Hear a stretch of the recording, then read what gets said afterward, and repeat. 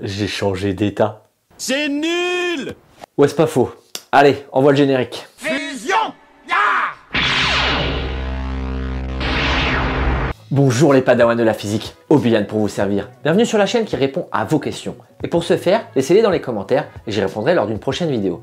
Aujourd'hui, on répond aux commentaires de Guy et on voit pourquoi l'eau bout à 100 degrés. Mais on va voir un peu plus large que ça. On va voir les différents états de la matière et surtout comment on passe de l'un à l'autre. Bon, déjà, je vais enfoncer des portes ouvertes. Tout le monde est au courant que la matière peut être dans 3 états différents, à savoir solide, liquide ou gazeux. Mais souvent, on oublie comment ça s'appelle le passage d'un état à un autre. C'est ce que nous allons voir tout de suite. Bon, le premier qu'on va voir, c'est le passage de solide à liquide. Vu son nom, c'est forcément celui que je préfère. Et oui, c'est la fusion. Et ouais, la fusion. Bon, ensuite, pour passer de liquide à gazeux, c'est ce qu'on va appeler la vaporisation. Mais effectivement, on est allé dans un sens, il va falloir retourner dans l'autre.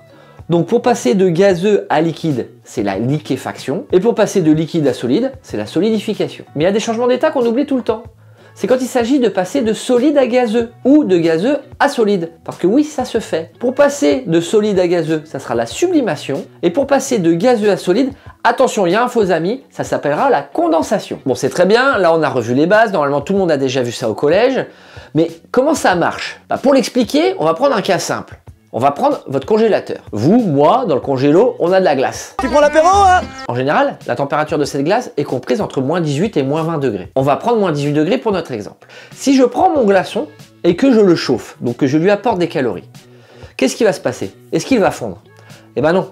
Avant de fondre, il va commencer par monter en température. C'est-à-dire qu'on reste à l'état solide, mais la température augmente. Moins 18, moins 17, moins 16. Tout ça jusqu'à 0 degré. Arrivé à 0 degré, il va y avoir ce qu'on appelle un palier. Pourquoi? Eh bien parce que c'est le début de la liquéfaction. Et que pendant un changement d'état, la température va rester constante. Donc quand la glace se transforme en eau, c'est-à-dire quand il y a la liquéfaction, on restera à 0 degré. Jusqu'à ce qu'il ne reste plus un seul bout de glace. Et donc à ce moment-là, on va continuer à lui apporter des calories, on va continuer à la chauffer, et là, l'eau va commencer à monter en température. Jusqu'à arriver à son deuxième palier. Le palier de la vaporisation, c'est-à-dire le passage de l'état liquide à l'état gazeux.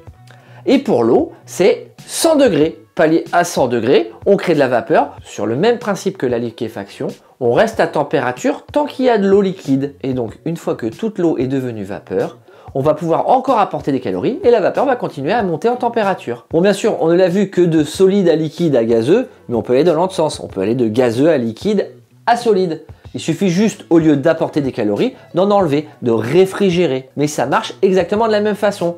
Et les paliers seront les mêmes. Et donc là, on commence à toucher du doigt le phénomène. Et on comprend mieux pourquoi l'eau bout à 100 degrés. Mais on a pris comme exemple l'eau. Ça marche aussi pour d'autres matières. Le seul truc qui est important, c'est qu'il faut que ça soit un corps pur. C'est-à-dire qu'il ne faut qu'un seul type de molécule ou d'atome dans notre matière. Si on a un mélange, ça ne marchera pas du tout comme ça. Donc là, ce qu'on vient de voir, c'est vraiment que pour les corps purs. Bon, ça y est, j'ai répondu à la question. Mais franchement, on va essayer d'aller un peu plus loin. Parce qu'il y a des choses à savoir en plus. D'accord, faisons comme ça. Pourquoi? Eh bien parce que l'affirmation « l'eau bout à 100 degrés » est incomplète. Ah oui, parce qu'elle bout à 100 degrés à 1 bar, à pression atmosphérique. Si on change la pression, la température d'ébullition va changer. Et donc, contrairement à la courbe qu'on a vue tout à l'heure, je vais vous présenter une nouvelle. Ça va représenter à peu près la même chose, mais ça va permettre un peu plus d'approfondir. C'est une courbe qui représente la pression en fonction de la température. Eh bien, tout simplement, lorsqu'on est en dessous de la courbe, on sera en phase gazeuse, et quand on sera au-dessus de la courbe, on sera en phase liquide. Sachant que c'est de l'eau dont on parle, en bas, on est en vapeur, en haut, on est en eau liquide. Et donc, si on regarde bien la courbe, on voit bien que plus la pression monte et plus la température d'ébullition est élevée. Et inversement, plus la pression diminue et plus la température baisse. C'est pour ça qu'on peut très bien bouillir à plus ou moins de 100 degrés en fonction de la pression. Et bien sûr, j'oubliais, si on est sur la courbe, c'est qu'on est en plein changement d'état, on est en pleine vaporisation. Donc en gros, notre palier de tout à l'heure, c'est le point sur la courbe. Quand on se situe entre 0 et 250 degrés à peu près, il y a une formule empirique qui est capable de nous donner soit la pression, soit la température en fonction de l'autre donnée. Elle s'appelle la formule de Duperrey. Et ça nous donne la pression de saturation, la pression donc à laquelle où l'eau liquide devient vapeur, est égale à la température de saturation, la température où l'eau se transforme de liquide à vapeur, divisé par 100, exposant 4. On voit bien que si on prend une température de 100 degrés, 100 divisé par 100, ça fait 1. 1 fois 1 fois 1 fois 1, ça fait 1. Donc on a bien une pression de 1 bar. Et si on est à 200 degrés, eh bien on va se retrouver avec 200 divisé par 100, il reste 2, exposant 4, ça fait 16. Donc quand l'eau bout à 200 degrés, eh bien on doit avoir une pression de 16 bars. Bon, après 250 degrés, le pourcentage d'erreur devient trop important. C'est pour ça qu'il existe ce qu'on appelle des tables de vapeur d'eau. En fait, ces tables, ça représente la courbe, mais en façon numérique. Mais peu importe. Bon, si je récapitule un peu ce qu'on a dit depuis le début. On a vu comment se passaient les changements d'état de solide à liquide, de liquide à gazeux. On a même vu la courbe de saturation pour passer de liquide à vapeur. Mais il manque quelque chose qu'on n'a pas vu. La sublimation et la condensation, le passage de l'état solide à gazeux directement. Ah, c'est vrai ça! Bah, c'est ce qu'on va voir dès maintenant. Bon, déjà, on a vu qu'il y avait une courbe qui séparait la phase liquide de la phase gazeuse. Donc vous vous doutez bien qu'il doit y avoir une qui sépare les autres phases, qui va donc permettre de voir les autres changements d'état. Donc on va prendre notre courbe de saturation de vapeur qu'on a vu tout à l'heure, et puis on va dézoomer. Et puis vous allez voir que tous les états de la matière vont apparaître. Et donc voilà, les trois états sont là, solide, liquide, gazeux, et on voit qu'on peut passer de l'un à l'autre en passant par la courbe du changement d'état. On voit aussi qu'elles se recoupent toutes en un point, mais ça, on en parlera tout à l'heure. On va surtout regarder en bas à gauche de la courbe. Cette courbe représente les différents états de l'eau, car comme je l'ai dit tout à l'heure, chaque corps pur aura sa propre courbe. Donc si on regarde sur cette courbe, en bas à gauche, qu'est-ce qu'il y a? Eh bien, il y a bien en haut l'état solide et en bas l'état gazeux. Et on voit donc que quand on est à une pression basse et une température basse, on peut passer de solide à gazeux. Mais on a vu que chaque corps pur avait sa propre courbe. Donc maintenant, on peut imaginer qu'à des pressions comme celles qu'on a en pression atmosphérique et des températures approchant les températures qu'on a, eh bien certains vont sublimer. Et bien c'est ce qu'on va voir tout de suite avec le diode. Et donc le diode, c'est quoi?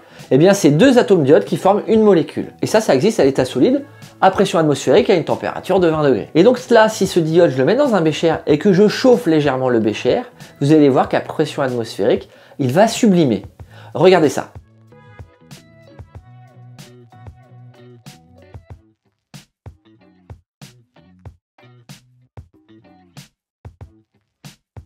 Et oui, le liquide devient directement gazeux sans passer par la phase liquide.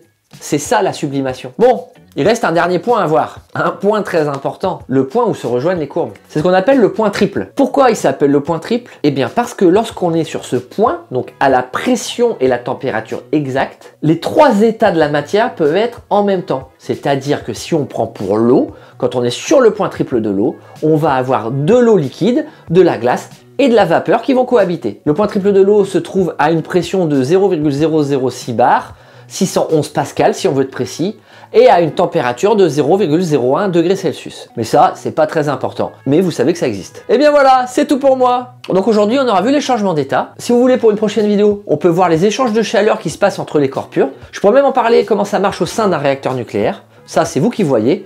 Hein, les commentaires sont là pour ça. Et si cette vidéo vous a plu, comme d'habitude, vous pouvez lâcher votre meilleur like. Si vous voulez rater aucune vidéo, vous pouvez vous abonner et mettre la cloche. C'était Obian qui vous dit que la science soit avec vous.